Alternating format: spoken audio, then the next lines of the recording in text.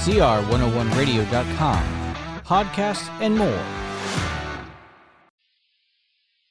Does Bionic Man have a future? This is R.J. Rushdoony with a report on our threatened freedom. One of the problems of our time is the unreasoning worship of science.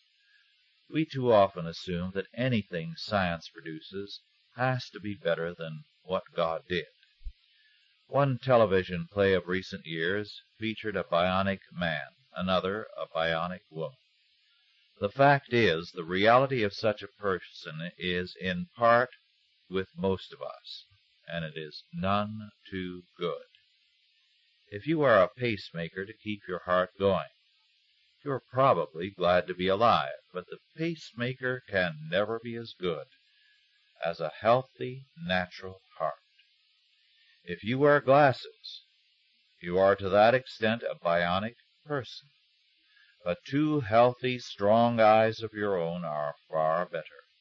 The point is, the equipment God gave us is far better if we take care of it. Take another example. Test tube babies are highly touted in the press as an amazing scientific advance. A more realistic view leaves us with grounds to rethink the matter. The fact is that the press reports successes most readily in this area, but not the failures. Almost 95% of all test tube babies die sometime during the process.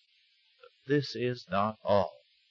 The work of Steptoe and Edwards showed an abnormality pregnancy rate of 50%. This puts a somewhat different light on test tube babies. Apart from the moral issues involved, the normal process of conception and birth is dramatically superior. A great deal of money is poured into a variety of experiments with life and birth. We have a growing scientific establishment with a vested interest in giving us a favorable report on their work. In all of this, there are very serious moral issues.